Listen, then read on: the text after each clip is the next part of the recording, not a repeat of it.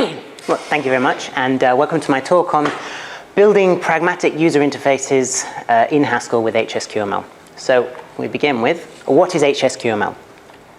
HsQML is a Haskell binding to Qt, which is a C++ graphical user interface framework, which is cross-platform and very well established. It's been around for very many years. Why is my clicking thing stop working? Okay, we shall switch to the keyboard. And it allows you to write application logic in Haskell while the views, the front end of your graphical application is described using a declarative language called QML. So to begin with, why Qt and Qt Quick and QML? Well, firstly, it's cross-platform. So it runs on Windows, macOS, Linux, and also the mobile platforms. Although HsQML itself hasn't been ported to mobile, that's certainly a possibility. It supports multilingual text, which is something that's a bit harder than it sounds, because there are so many different languages out there, and actually supporting just rendering foreign text is often a lot more complicated than just placing one glyph after another. And likewise, inputting. You often need sophisticated software to translate the key presses on a regular keyboard into the various different symbols in different languages. And that's something that's difficult to support, and it's difficult to support on all the different platforms that are out there as well. And Qt does that very well. Also, it supports accessibility. So people who are using screen readers and so on, again, there's special software, and it's different on each platform, and Qt integrates with that. And almost finally, widgets. Qt provides a library of widgets, and those widgets, in some cases, support the native platform's look and feel. So you can build applications that actually look like they belong on whatever platform you're running on, with a little bit of effort. So here's the key question. What is QML?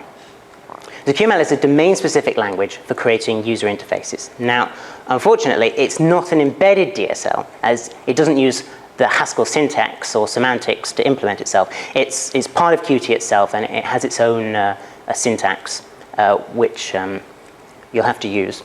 And what it does is it provides a way of describing a hierarchy of visual items which have properties, and then those properties can be data-bound to things that exist in your Haskell backend, in your Haskell model. So here's something which I felt we needed to address, because it comes up every now and again when people discuss HsQML, is that people think that QML is JavaScript. And it is true that you can embed arbitrary JavaScript inside your QML descriptions, but you don't have to. In fact, in the example I'll present tonight, it only uses the most trivial of expressions. So that's not something that you have to worry about, just to re-emphasize the point there. QML is not JavaScript. So here's an example. What is QML? Sans JavaScript. So this is a little example, and I hope that the font size has turned out all right for you, those of you sitting at the back there. So this is a very short, simple little example of QML that does virtually nothing. It defines a rectangle with a specific size and a color, and then places some text centered in the middle. So if we were to take that QML and run it through the tool that Qt provides just for viewing what a QML document will look like, it looks like this, which is lovely. This is just running on Linux. But isn't this a Haskell talk? So let's write some Haskell. Well, before we get down to writing code, obviously we've got to design our application. So here's the example that I've picked out, and we'll be walking through tonight. So this is a sticky notes program. If you imagine the post-it note, this is the virtual equivalent. And we begin with a window which will contain our sticky notes. And inside we'll have some sticky notes, 0 or more of them. And then we need some user interface elements to help us manipulate those sticky notes. So there's a drag bar at the top of the note, so you can move it around the note area. There's a text area where you can type some text to make use of your note. There's a button for you to delete the note, and you can double click on the background to create new notes, and of course you can close the application.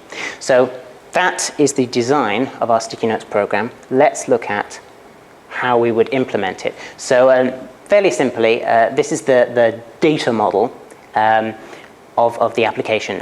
So the sample that I'm going to talk through now uses the SQLite simple library as a backend to store its data, so it persists from one invocation of the program to the next. So this is basically the specification of the one and only table in our database, which is for each row represents one note, and it stores an ID, the location of the note, and the text that appears on it. So to begin our program, obviously, we need to import some modules and the old language Pragma. In most HsQML programs, you want to be deriving typable for fairly obscure reasons.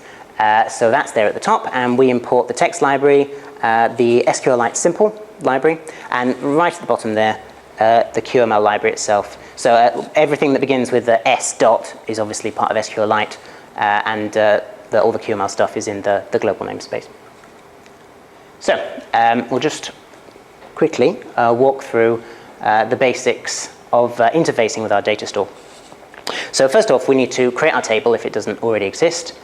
So this function accomplishes that. It takes in an SQLite connection object, executes a very simple SQL query. If the table doesn't exist, create it. That's the spec for the fields. We also have a data type that represents the notes in the application. It's just a very simple new type around int. This encapsulates the ID field of each note. And you can see here that it derives, it derives equality and odd, but also derives typable, which is necessary. So we need a few operations on our data store. So we'd like to be able to select, that is to query the notes that are available in the database. And this function, basically it uses the fold function in the SQLite library to wrap up its own little fold. So you call this and it will fold over all the notes by querying them from the database using the select query. We'd also like to be able to insert new notes in the database. Again, this is very simple. When we create a new note, we'd like to initialize it with the various pieces of information that define the note, so that the X and Y coordinates there, and also the initial string. And of course, the ID is auto-generated by the database. Again, much the same, delete the notes. And then here's a function which queries a particular attribute in the one row of the note table. And I apologize for the string concatenation, but that just was the easiest way to do it. So basically, this function takes the name of the attribute, which is either going to be X or Y or front, if it's the text on the note, text on the front of the note. And then it makes an SQL query and then basically returns the information. So it's a generic function because we need to do it for each of the 3 different attributes. And again, we're going to want to be able to update the notes in our database. So here's another function which does that. Again, string concatenation, generates an update query, executes it, and then what's that? That's a little odd. So at this point, we'll just stop for a moment and deal with this. QML is object-oriented. And in order to bind the QML description of our user interface, we need to provide an object-oriented veneer over the data that our Haskell program is working with. And HsQML lets you do that. It provides various facilities for defining classes, creating objects, and so on. So we'll just have a walkthrough of the various facilities that HsQML offers, and then once we understand them, we can go back and resume building our application. So the first facility, perhaps the most important, is the ability to define a class. So this function takes in a list of the various members that you have in your class and returns the class object. And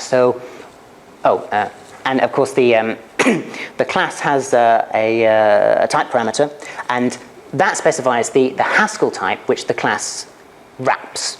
So there is a relationship between Haskell values and the QML objects. So for every object or type of object that we have in our QML environment, there is a corresponding Haskell value which represents Haskell's information about what that object is, what it's doing. And you can see there that that's where the typable constraint comes from. So if you wrap an object, it needs to have derived typable for various internal reasons. So once we have the ability to define classes, the next step is we want to be able to define the various kinds of member that our class might have. So obviously, one thing that classes are famous for is having methods. So here is the mechanism for defining a method. And you can see that this function returns member, and member is what the define class function consumes. So we make a list using these things, and then we have our class. So the time signature might be a little confusing. That thing in the middle there, well, the first thing is the name of the method, and the second one is the callback. That is to say, the Haskell function which implements our method. So QML code, when we declare a method, we're giving QML the ability to call into Haskell. So we need to provide a Haskell function which implements our method. So it's a bit, what underlies that piece of verbiage there is that it's a variadic function. So it can take an arbitrary number of arguments, and it lives in the IO monad, although that isn't immediately obvious. Basically what's happening is that there's some machinery here which uses this method suffix type class to decompose functions one argument at a time, so that we can support methods which have an arbitrary number of arguments in a completely generic fashion. And basically what that means is that if we have a function like the one at the top, which is something you might have, that the first parameter is always the this argument, so it refers to the object which the method is being called on. So in this example, we have something called myObject. So this is a method which belongs, this is a callback, this is the type signature of a callback for a method which might belong to an object called myObject. And it takes two parameters, int and text, and it returns a Boolean in the IO monad, as all the HsQML methods do. So how do we get from that thing at the top to the rather obscure type signature of the define method function in the HsQML library? And I'll give a brief look at that. So basically, the first step is to deal with the TT argument, which is the this argument. So basically, that requires that the quantity is marshalable, that it can be, if you look at the various type families and type equalities on the top line there, that it can be get from, which means that it can be marshaled from QML, it can be marshaled, yes, from QML into Haskell, and that it is an object.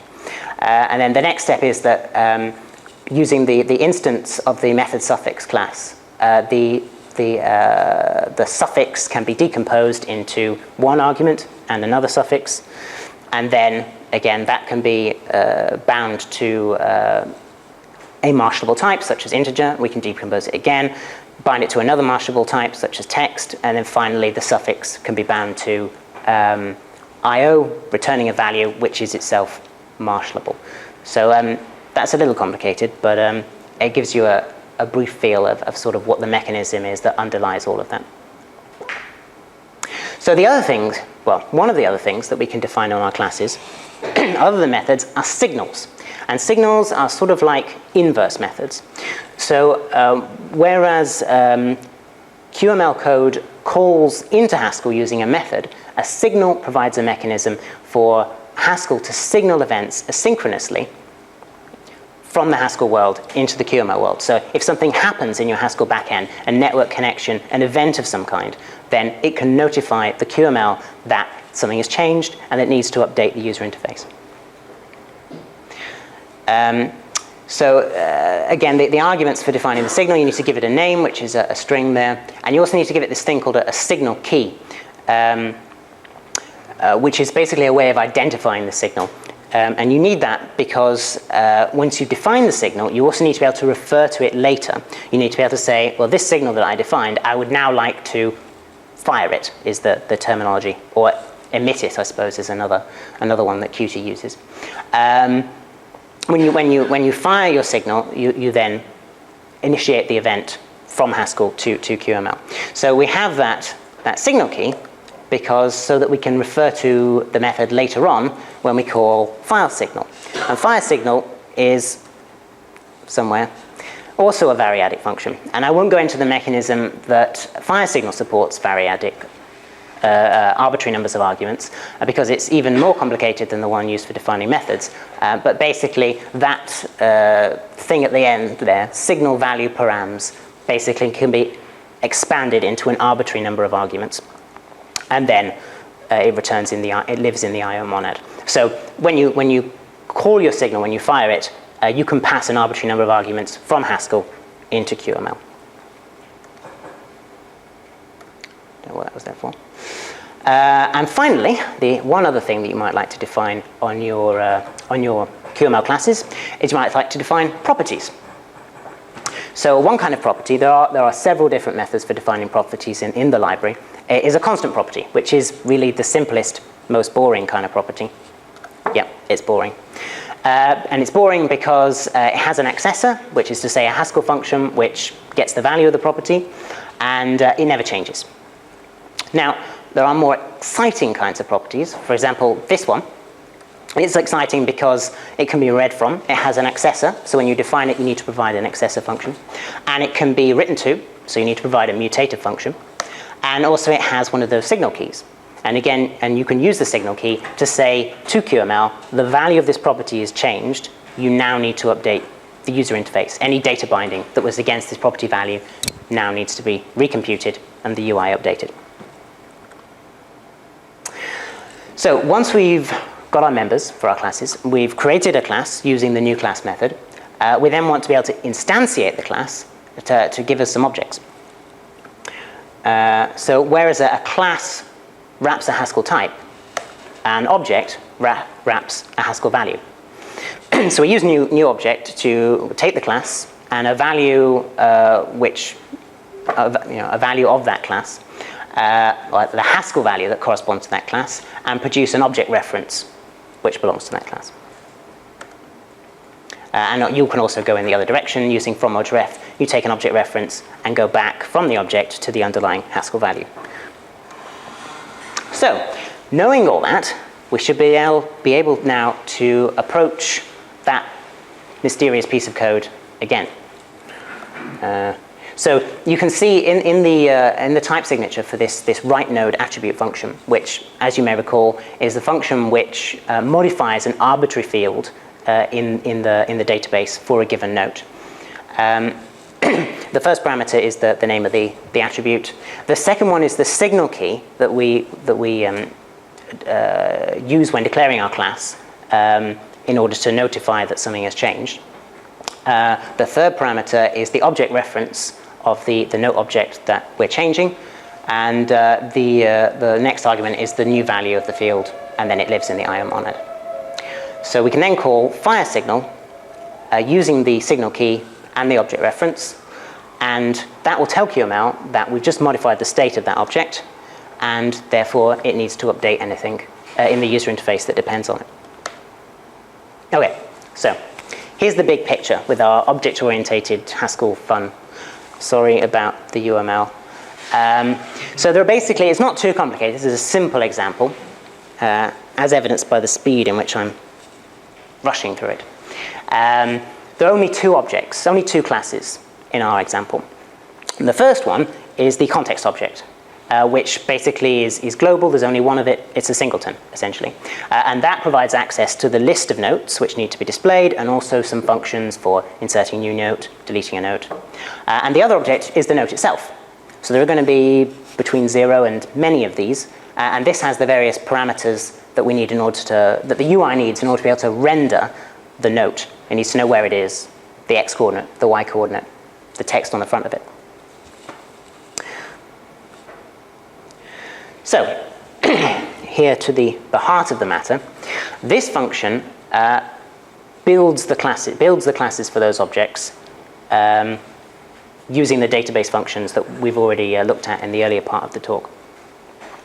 So we begin by creating a new signal key. This program only uses one signal key. In a more complex application, you might want to have more than one of them, or there are even other ways, completely different ways of defining signal keys that won't be touched upon here. So it's convenient. We just always deal with the one. And then we need our note class. So the object we'll look at first is the note class, the note. And this has 3 properties, as we saw from the UML. It has a property for the X, a property for the Y, and a property for the text on the front. So what the def property signal read write function does is it takes in the name of the property, takes in the change key that will be used to signal that property is changed, and then we have 2 the functions that we declared earlier, the ones that manipulate the database, and they're partially applied here. I don't know how easy it is to work that out fresh, but I've partially applied them with the connection, the SQL-like connection to the database, and also with the attribute, the string naming the attribute that's being manipulated when that property is written to or accessed when the property is read from. So once you partially applied it with that, as you can see, actually, I've put an explicit type signature in on the accessor function because otherwise it would be ambiguous. What's left is basically the accessor receives a reference to the note object, and then it returns the value of the property. And likewise, once you partially applied the write note attribute function, you're left with a function which takes the note object and takes the new value and then just returns unit in the IO monad.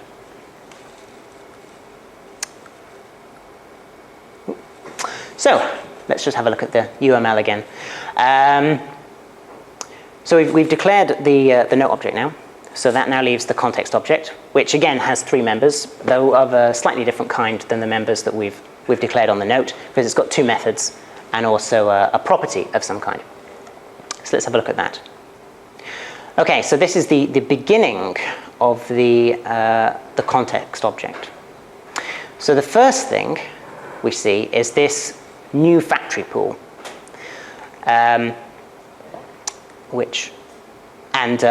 also get pool object. So you may be wondering, what's that? And hopefully the slide will tell you. So QML objects, being an object-oriented, mutable language, have reference semantics, whereas Haskell doesn't. But sometimes we need to deal with the fact that QML objects do have reference semantics. We need to work with references, and you can do that explicitly because you have these objrefs. So you could just work the objrefs into all the data structures of your application, and then you would always be keeping track of what the actual QML objects were. But that would be quite unpleasant in many cases. And so what the factory pool provides you is it provides you with a convenience, a way it helps you to get from having Haskell values, which are not object refs, to a sort of a canonical objref. And basically, it's a map. Essentially, it's a map from a type to an objref that wraps that type. It's a bit cleverer than just being a map because it uses weak references, special weak references that are implemented with knowledge of the various different garbage collectors that are acting on the system, because there's both a Haskell garbage collector and one that works on objects inside the QML environment. And that allows it to purge object references from the map once they're no longer being used. So it won't continue to grow indefinitely. Basically, we only care about getting the same object reference if QML has a handle to that object. But once QML is no longer interested in that object, it's okay if we remove it from the map and recreate it, because no one will notice the difference. So this is what the factory pool helps you to take care of. And as I said earlier, you don't need this, but you might find you wish you had it if you didn't. So we can then go back to building the context object, the earlier slide again. So you can see we create this factory pool and then implement a read-only property called notes. And this is how the QML user interface queries the list of notes that are currently live in the application. And this uses the select notes function that was defined earlier to fold over all the rows in the notes table in the database, and then for each row obtain the canonical object from the factory pool and then eventually it returns the list. And it's a signaling property as well, again, that change key, which means that when we add a note or when we remove one or change the notes list in some other way, we can tell QML that it's changed and it needs to redraw. So the next part of this function is to create the root, is to define the two methods, insert note and delete note. Which is all fairly straightforward. We've already seen the insert and delete note functions. They just perform some very simple database activity. And then we use fire signal. Because the two functions, insert note and delete note, are passed a reference to the this object, which is going to be the context object, they can then call fire signal on it using our change key, so that when you insert a note or delete a note, you then tell QML it's changed. And then finally, we create an instance of this context object, this root object. And the second parameter to that new object function there is just unit, because we don't actually have any relevant data for this context object to hold. It's a singleton, it's not important. So it's convenient just to wrap it around unit, because we don't care. But we need to instantiate it, and then, once we've instantiated it, we can start HsQML going. It's that run engine loop function there which starts the Qt and HsQML event loop going, and we pass it a couple of parameters. The first one is the path to our QML document, which describes the user interface for the application. And the second piece of information is the context object, which we just created. So, giving those two things, we can get started. But not without a note of caution. So, you may have noticed, this program essentially stores no data. No real data, no persistent data. It stores everything in memory, is what I meant to say. It stores no data in memory. It uses SQLite for everything. So every property query, it reads it from the database afresh. And every change, it writes it back to the database. Now, this makes quite nice, short, simple-ish slides, but it doesn't perform the best. You shouldn't do that. And there is, or will be when I get around to finishing it, an alternate version of this available online, which demonstrates how you would move those database operations onto a separate thread and then make everything perform much faster. But these slides were just too small to contain that. Also, I ran out of time. So, we've written our Haskell. That's it. No more Haskell. The only thing that remains is to describe the user interface for this program. And we need to do that using QML. So, let's review the design for the application. A window, 0 or more notes inside the window, various controls for manipulating it. How do we build that in QML? Right. So, first step, the window. Declare an element called window, specify its height, its title. We give it this thing called a mouse area, which means that it responds to mouse events. And here's the first piece of interaction that our program needs to deal with. When you double click on the mouse area, it creates a new note. There you go. Call the insert note function. The thing that I've been talking about, the context object, is also really what you might call in JavaScript terms the global object. That is to say, if you use an identifier without qualifying it, it's a member of that object. So we can just say insert note, and it's a call to Haskell. So when you double click, it calls Haskell. And we pass that function, which took three arguments, the x and y coordinate and the text. We pass in the location of the mouse, the text we want on our note, and it does its magic. So the next step is the notes. We've got an arbitrary number of notes that might be displayed by the application. And so we use this QML element called a repeater to basically instantiate a bunch of QML once for each note that exists in the program. So that model property on the repeater specifies the notes attribute property on our context global object. So basically, for each element in that array, list that the Haskell function returned, the Haskell accessor function returned, we get one copy of the body of the repeater, which is this rectangle thing that we'll look at in a second. As you can see from the UML there, one context object, many notes. So, for each note, the first thing we're going to deal with is the note, which is a sort of a square, so rectangle, and again, various aesthetic properties there. We need to control the location of the note. So the rectangle has these properties x and y, which specify where it is. So we data bind those against the Haskell model. So the note object, for slightly annoying reasons, becomes this thing called model data inside the repeater. So when we say model data dot something, we're referring to the properties that exist on the model data, on the note object, which, as we know, has x property, y property, and the front property containing the text. So we data bind x and y to those properties, and when x or y change in the QML model, then we just assign the new x and y back to the model data, so that Haskell is updated. And this is really nice. Actually, this is one of the nicest things that I discovered while writing this. To make the note draggable, all you need is that one line. That basically says this mouse area, which occupies the top strip of the note, when you click and drag it, it should update the x and y coordinates of the note view, which is the rectangle at the top.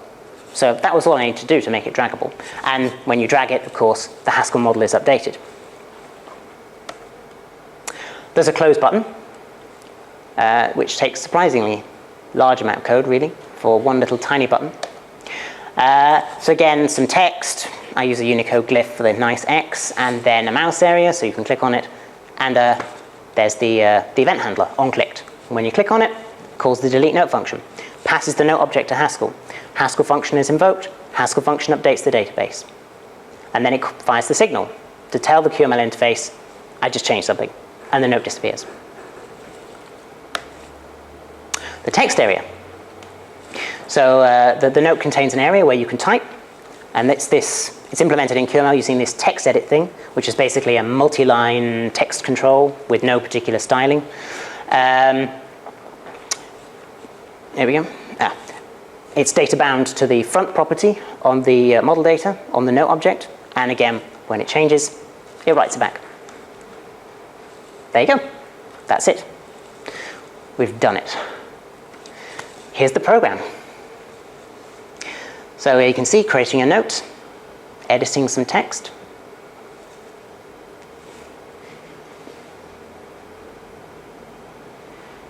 You double click, it creates a new note.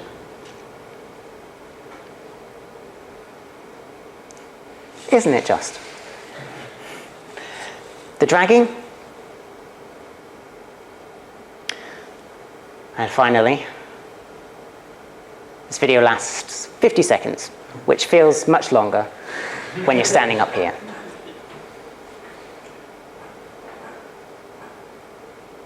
Finally, you can take your mouse, click on the X button. No, drag it first. Click on the X button and make it go away. And there we go. Simple. So, is it too childish?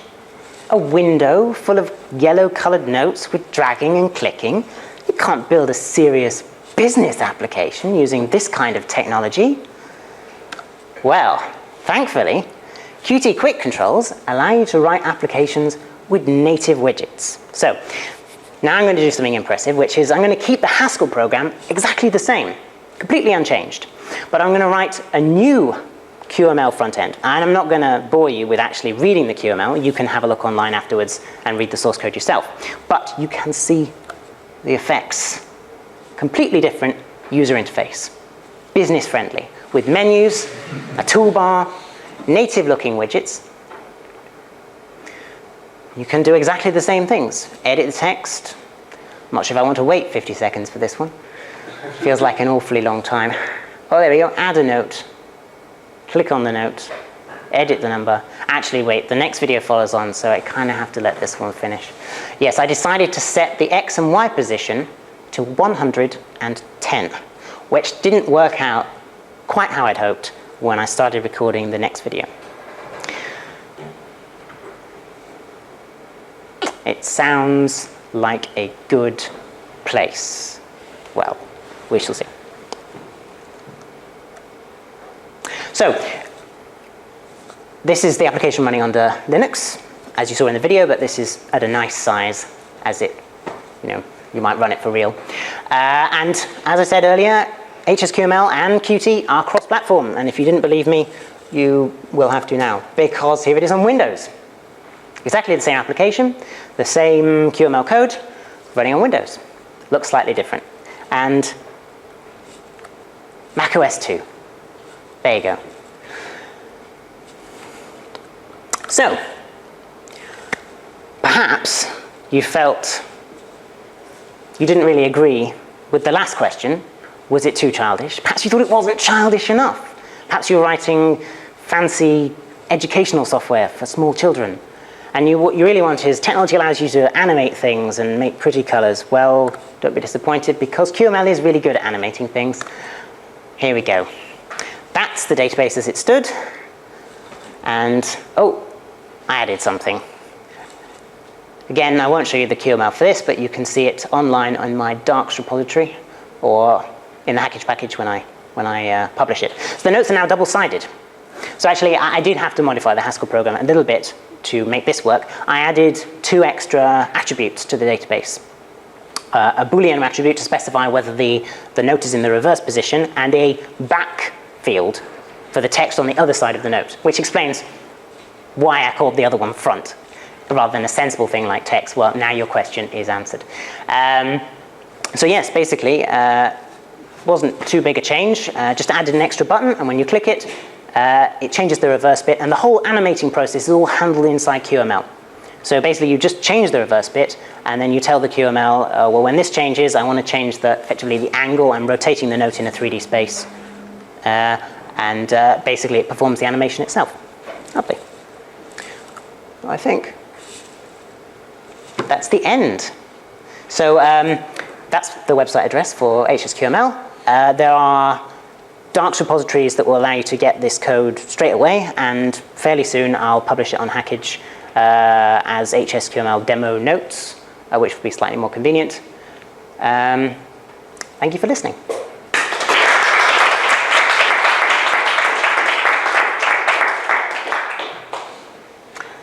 Duncan. Can you tell me again the causality, the order of the events when you're updating something? So if you go back to one of the code examples where you...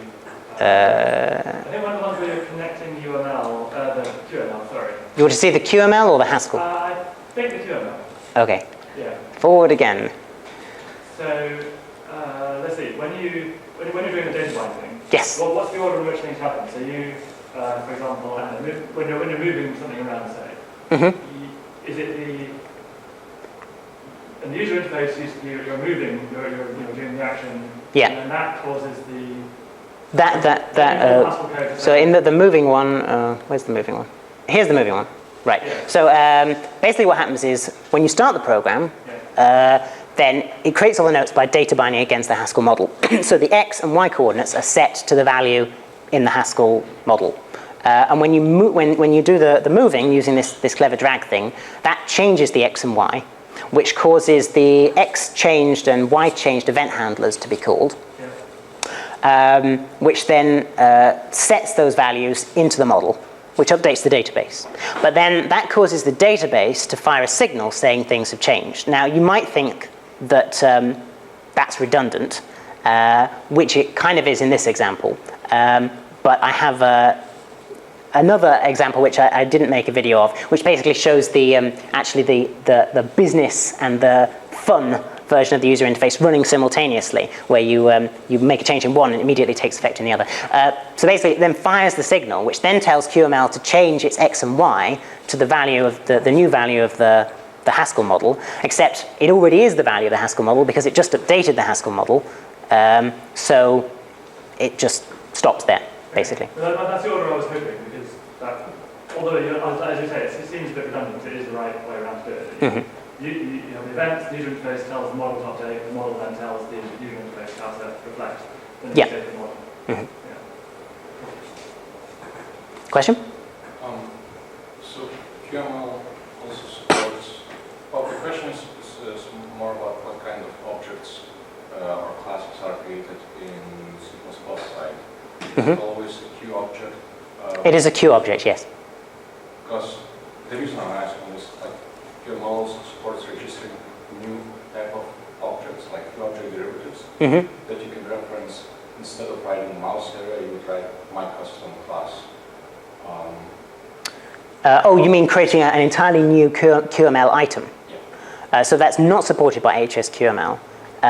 There is a functionality which might let you do one of the reasons why you want to create a new item, and that's while QML is quite powerful and it provides a number of primitives for drawing rectangles and rectangles and images and stuff.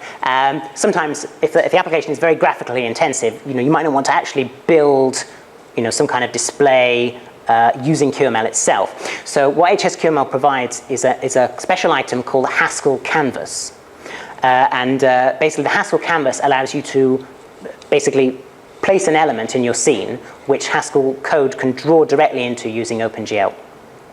So if you look in the HsQML demo samples package on Hackage, that includes an example of this. Basically. So if that particular example, it draws a shaded triangle which changes color. But if you wanted to draw something like a graph or something like that, you could render it directly from Haskell. Yeah, well, the rendering in QML is completely private, so this does solve the problem. The question was more like data accessing, but yeah, it doesn't support. It's fine because, from experience, I found it really ugly to implement that kind of support. Or creating new items. Allowing the environment to create new Q object derivatives that are registered to then it goes to just-in-time compilation area. There are some hairy areas in the HsQML source code. I'll admit to that. But the library takes care of that kind of thing for you. So, either in an application, you're building things explicitly using QML, and then data binding it to a Haskell model using Q object derivatives that you've created yourself using the def class and new object machinery. Or you've got some custom drawing that you want to do, in which case you place the Haskell canvas element in your scene somewhere, or in some cases everywhere, and then you get a callback when QML would like you to render GL into that rectangle. You first? Is there any automated testing tool for this? For example, if I want to write a test case, just drag the nodes from somewhere to somewhere. So obviously you can, if you want to test the front end, you can write the front end independently of the Haskell backend. So Qt has its own test framework called Qt Quick Test, I think, which allows you to, I'm not terribly familiar with it, but basically it provides that kind of facility for testing QML scenes. There's nothing specific in the HsQML library, but it's something I might look at in the future. Does QML have a data grid? A data grid. It has yes, but you may struggle to use it. It has, I can't remember what it's called, a table? I think it calls it table. Basically, it does have that kind of control. The problem is that at present, HsQML only allows you to marshal certain types between QML and Haskell, which are basically primitive types like text, int, string, well, not string, numbers, text, that kind of thing, and also lists. So you can transfer lists of things through. As this example shows, we send through a list of notes. But what the data grid wants is it wants something called a Q abstract item model, which is basically this incredibly complicated interface for describing all sorts of tabular and hierarchical data models. And that's something I'd like to support in HsQML in the future. So there will be additional definition methods that will allow you to create these abstract item models. At present, although I haven't personally tested it, I think you might not get very far just with the lists. because I think that the tabular view control is quite tightly bound to having one of these QAbstract item model things. But yeah, give it a go. You at the back there? You showed some fairly scary type signatures which had 17 Haskell tests Yeah. and various functions as parameters. Mm. How many of those does your average user interface designer have to write themselves? Or is that all just taken care of by the HSQML framework? Well, the type signatures of the functions you declare in your program should generally be fairly dull, really. So I don't know if I could possibly find the slide which shows it. Not sure. So those complex type signatures exist in the library for things like when you define a method. HsQML provides a generic function. That method can have an arbitrary number of arguments. But the method, the actual callback in your program, is not going to have an arbitrary number of arguments. It's going to have a fixed number of arguments. So you're just calling this library function, and when you call it, you've fixed down its type signature from that rather scary thing into something more mundane. So It doesn't mean you can get scary error messages. It might mean that, but I don't think it's too bad. I mean, although they do look scary, it's actually not that complicated. If I find the slide which shows the... Here we go, this one. You can see actually that the errors that you usually get are not that exciting. So basically, what will fail is that something might not be marshalable. That is to say, if you try and pass a type between QML, from QML to Haskell, or from Haskell to QML, and it's not a type that HsQML understands, it's going to tell you some part of your function that the argument doesn't have an instance of the Marshall type class. Or in some cases, if it does have a Marshall instance, but it's not the right kind of Marshall instance, some things, they can only be marshaled in one direction, rather esoteric. Then it might tell you that it couldn't bind can get from your data type with yes. So while the message, there is a potential for a lot of funny type error messages. Essentially, the key bits are not hard to read. Is method registration type safe? So if I declare a Haskell function which expects an int as its argument, Yes. but in my QML I pass it a string. Well, QML is, although it sort of has a type system, it has a type system and it's slightly stronger than just basic JavaScript, but it's not that strong. So either probably what will happen is you'll get an error from QML probably at runtime, maybe when it loads the QML document, or maybe when it actually makes the method call. I think I just want to stay on this point because I think the way you define new classes, the way you call a new class, is very complicated. And quite frankly, it looks unpleasant. And I'm wondering if you couldn't do much better, in a much simpler way, at least from the viewpoint of the person who's using the library, by just using Haskell records that have fields that have functions. Yeah, and have some data fields. And then using one of these new generics libraries, like Audios and Fix, generics SOP to derive all of this stuff generically. So you just write, your data, node equals, and then a record, node x, node y, and then you have your update function. And then you just write instance, and then some generic thing that is defined in the library. Yeah, well, for objects that are basically just wrapping some plain old data type, where you just want to be able to read the values and write to them, potentially, then yeah, I think that's entirely doable. And in fact, you don't need to do anything to the HsQML library to do that. I mean, you could do that today yourself, because these primitives are more general. But yeah, that's an interesting idea. I'll certainly look into it.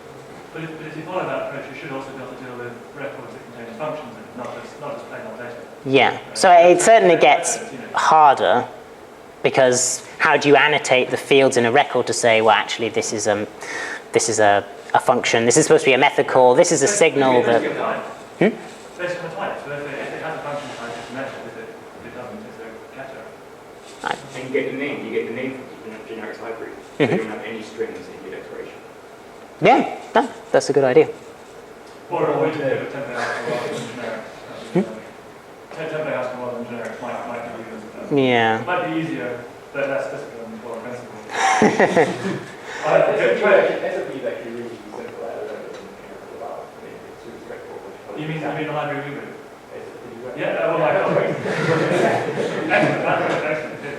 So I have strayed away from template Haskell thus far in the library, with the exception of setup.hs, which uses some nasty template Haskell to get around the difference in Cabal APIs from one version to the next. Yeah, I think I have a little bit of a philosophical objection to it, and also a practical one at the moment, because I'm running still running GHC 7. I don't know if 7.8 fixes this, but I'm running 7.6 on my phone. And obviously it doesn't support template Haskell on ARM, so it's surprising how much development in Haskell you can get done on the tube.